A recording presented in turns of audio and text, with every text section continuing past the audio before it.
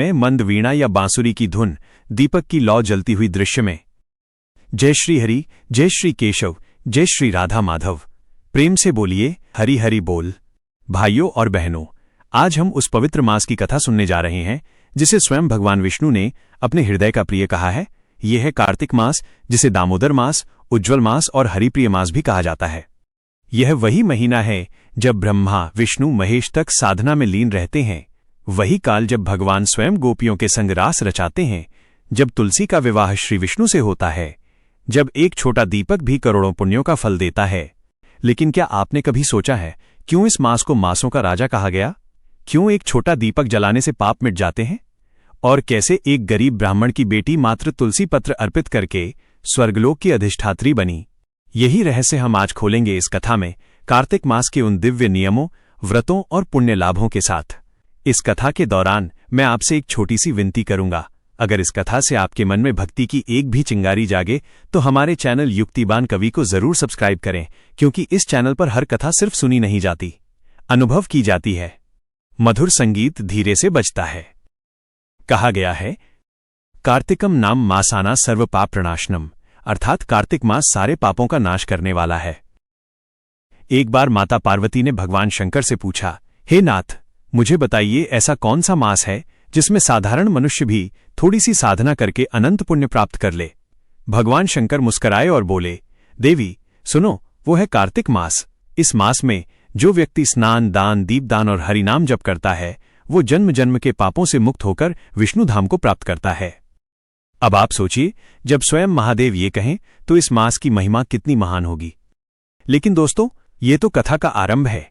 कहानी आगे बढ़ेगी तब जब हम जानेंगे कैसे एक गरीब वृद्धा ने मात्र एक दीपक जलाकर अपने पितरों को मुक्ति दिलाई, कैसे एक राजा ने अभिमानवश कार्तिक व्रत को तोड़ा और सब कुछ खो दिया, और कैसे तुलसी के एक पत्ते ने भगवान विष्णु को बांध लिया। हाँ, बांध लिया, क्योंकि ये महीना केवल उपवास का नहीं, उपासना का महीना है। गंभीर और भावनात्मक स्वर। कथा सुनने से पहले एक नियम।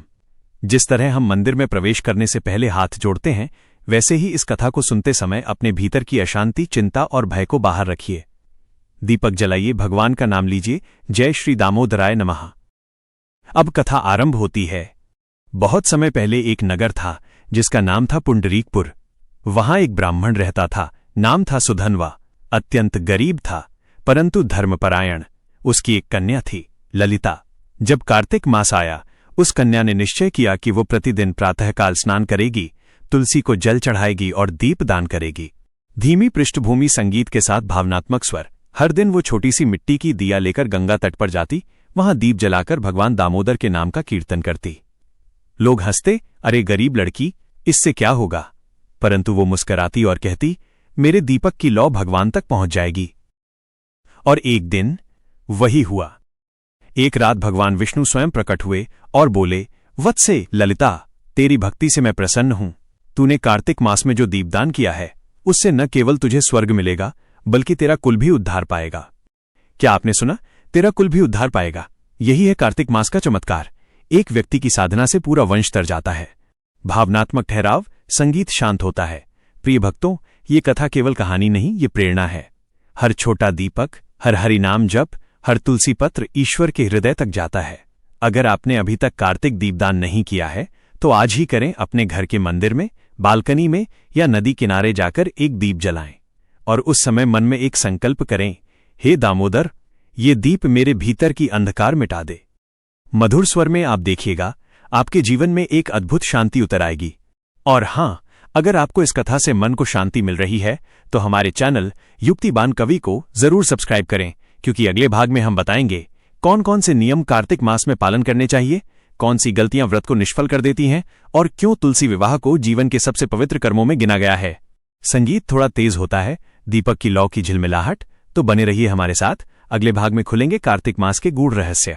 जुड़िए हमारे चैनल युक्तिबान कवि के साथ, जहां कथा नहीं अनुभूति होती है। हरि बोल, हरि बोल। पृष्ठभूमि में धीरे धीरे बजती हुई वीणा की धुन, दीपकों की पंक्ति, वातावरण में घी की सुगंध, कैमरा कथावाचक के चेहरे पर ठहरता है। जय श्री हरि, प्रेम से बोलिए हरि हरि बोल। भाइयों और बहनों, पिछले भाग में हमने सुना कि कैसे एक साधारण कन्या ललिता ने कार्तिक मास में दीपदान कर भगवान विष्णु को प्रसन्न किया और अपने पूरे वंश का उद्धार कर लिया। आज हम उस कथा के दूसरे चरण में प्रवेश कर रहे हैं, जहां हम जानेंगे कार्तिक मास के नियम, इसके रहस्य, इसके अनदेखे फल और तुलसी विवाह की अद्भुत कथा। भावनात्मक ठहराव। मंद आवाज में कथा सुनते सुनते अगर आपको भक्ति का कंपन महसूस हो तो जान लीजिए ये कार्तिक मास की ही ऊर्जा है।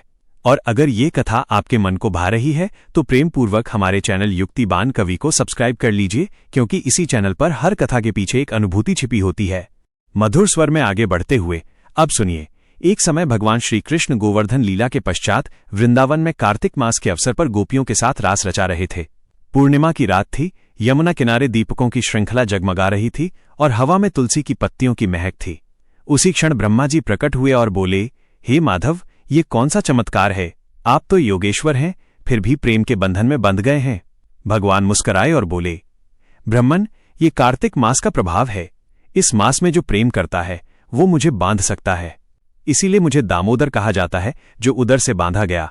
यही वो समय था जब माता यशोदा ने अपने नन्हे कान्हा को रस्सी से बांध दिया था और भगवान मुस्कराते रहे, क्योंकि वह भी जानते थे कार्तिक मास का बंधन प्रेम का बंधन होता है, दंड का नहीं। कार्तिक मास के मुख्य नियम। अब सुनिए कार्तिक मास के मुख्य नियम। इनका पालन करने से मनुष्य न केवल पापों से मुक्त होता है बल्कि विष्णुधाम तक का अधिकारी बनता है। नियम 1। प्रातः ब्रह्म मुहूर्त में उठकर स्नान करें, विशेषकर यदि संभव हो तो गंगा, यमुना या किसी पवित्र नदी में। यदि ये संभव न हो तो घर में ही स्नान करते समय गंगा जल की कुछ बूंदें जल में डालकर गंगे च यमुने चैव मंत्र का जाप करें। नियम 2। प्रतिदिन दीपदान करें। एक मिट्टी का दीपक जिसमें घी या तिल का तेल हो, भगवान विष्णु या तुलसी के समीप जलाएं। कहा गया है, एक दीपक यदि कार्तिक मास में जले तो अंधकार युगों का मिट जाता है। नियम 3। एक समय भोजन का नियम रखें। कार्तिक में व्रती व्यक्ति दिन में एक बार सात्विक भोजन करे। प्याज, लहसुन, मांस, शराब का त्याग करें। नियम 4। हरिनाम जप। प्रतिदिन कम से कम 108 बार हरे कृष्ण कृष्ण कृष्ण हरे हरे, हरे राम राम राम हरे हरे का जाप करें। यह मंत्र कार्तिक मास में करोड़ों बार फलदायक होता है। नियम 5। तुलसी पूजन। तुलसी माता कार्तिक मास की अधिष्ठात्री हैं। हर दिन तुलसी के समीप दीपक जलाएं और जल अर्पित करें।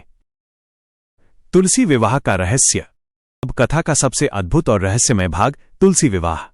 बहुत समय पहले एक असुर था, जालंधर। उसकी पत्नी थी वृंदा, परम पतिव्रता, तपस्विनी और भगवान विष्णु की परम भक्त। वृंदा की भक्ति के कारण स्वयं देवता भी जालंधर को परास्त न कर सके। तब भगवान विष्णु ने लीला की। वृंदा के पति के रूप में उसके समक्ष प्रकट हुए। जैसे ही वृंदा का पतिव्रत भंग हुआ, जालंधर युद्ध में मारा गया। वृंदा को जब सच्चाई का पता चला, वो क्रोध से बोली, हे विष्णु, आपने मेरे पतिव्रत को भंग किया है, मैं आपको शिला बनने का शाप देती हूं। भगवान ने विनम्रता से शाप स्वीकार किया और बोले, देवी, तुम भी अपने पवित्र शरीर से संसार को कल्याण देने के लिए वृक्ष रूप में अवतरित होगी, तुलसी के रूप में। और उसी दिन से तुलसी देवी और भगवान विष्णु का विवाह कार्तिक शुक्ल एकादशी से पूर्णिमा तक मनाया जाने लगा। इसी को तुलसी विवाह कहा जाता है। भावनात्मक संगीत धीरे से बजता है।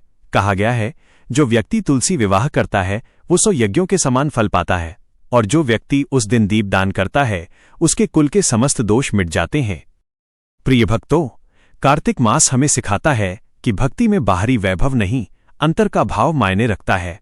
भगवान तुलसी पत्र से प्रसन्न होते हैं क्योंकि तुलसी त्याग और प्रेम की प्रतीक है। कथावाचक गंभीर स्वर में कहते हैं, एक पत्ता तुलसी का, एक दीपक घी का और एक बार हरिनाम जप, बस इतना ही काफी है इस मास में मोक्ष के द्वार खोलने के लिए। धीरे धीरे स्वर ऊंचा करते हुए, अगर आपके मन में ये कथा सुनकर भक्ति का प्रकाश फैल रहा है तो उस लौ को बुझने मत दीजिए। इसे बनाए रखिए युक्तिबान कवि चैनल से जुड़कर। ये चैनल आपका आध्यात्मिक परिवार है, जहां हर कथा आत्मा से निकलती है और हृदय तक पहुंचती है। धीरे से पृष्ठभूमि में शंख की ध्वनि। अगले भाग में हम जानेंगे कार्तिक मास में होने वाले दिव्य लाभ, कौन से कर्म अनजाने में व्रत को निष्फल कर देते हैं और कैसे दीपदान, स्नान, तुलसी पूजन और हरिनाम जप से जीवन के संकट मिटते हैं। साथ ही जानेंगे एक राजा की रहस्यमय कथा जिसने कार्तिक व्रत का अपमान किया और अपने राज्य, सुख और सम्मान सब कुछ खो दिया। क्या था वो शाप और कैसे उसे केवल एक दीपक ने मुक्त किया। इस रहस्य को सुनने के लिए बने रहिए हमारे साथ युक्तिबान कवि के चैनल पर, जहां कथा नहीं, अनुभूति होती है। हरि बोल, हरि बोल। आरंभ में हल्की मृदंग और शंख ध्वनि, दीपों की झिलमिलाहट, कैमरा धीरे धीरे कथावाचक पर केंद्रित। जय श्री हरि, प्रेम से बोलिए हरि हरि बोल। भाइयों और बहनों, आपने पिछले भागों में सुना कैसे एक कन्या ने दीपदान से भगवान विष्णु को प्रसन्न किया, कैसे तुलसी विवाह की पावन कथा ने भक्ति का नया स्वरूप दिया और क्यों कार्तिक मास को सर्वश्रेष्ठ मास कहा गया। आज हम सुनने जा रहे हैं इस कथा का सबसे रहस्यमय प्रसंग, एक राजा की कहानी जिसने अभिमान में आकर कार्तिक व्रत का अपमान किया और उसका जीवन ही पलट गया। भावनात्मक ठहराव। बहुत समय पहले वीरपुर नाम का एक राज्य था। उस राज्य का राजा था वीर केतु, बुद्धिमान परंतु अभिमानी। उसके राज्य में सुख समृद्धि थी, परंतु उसके हृदय में अहंकार भरा हुआ था। एक बार कार्तिक मास आया। नगर में हर ओर दीपमालाएं जल रही थीं, तुलसी विवाह की तैयारी हो रही थी, हर घर में हरिनाम की ध्वनि गूंज रही थी। राजा ने दरबार में पूछा, ये लोग किस उत्सव में इतने मग्न हैं? मंत्रियों ने कहा, महाराज, ये भगवान दामोदर का प्रिय मास है। इसमें दीपदान और तुलसी पूजन से अनंत पुण्य प्राप्त होता है। राजा हंस पड़ा, अरे ये तो अंधविश्वास है। क्या एक दीपक से कोई स्वर्ग जाता है? क्या घी जलाने से भगवान प्रसन्न होते हैं? और उसी रात राजा के साथ एक विचित्र घटना घटी। उसने स्वप्न में देखा उसका पूरा राज्य अंधकार में डूब गया है, कोई दीप नहीं जल रहा, प्रजा रो रही है और स्वयं वो गहरे अंधेरे में भटक रहा है।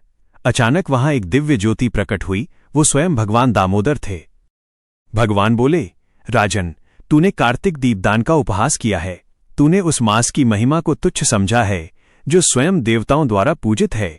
इसलिए अब तेरे जीवन में वही अंधकार उतरेगा जो तूने दीपकों से दूर भागकर चुना। राजा भयभीत हो गया। नींद खुली तो देखा उसका राज्य वास्तव में विपत्तियों में घिर चुका था। अकाल पड़ा, प्रजा भूखी थी, धन समाप्त हो गया। राजा को स्मरण आया भगवान के शब्द।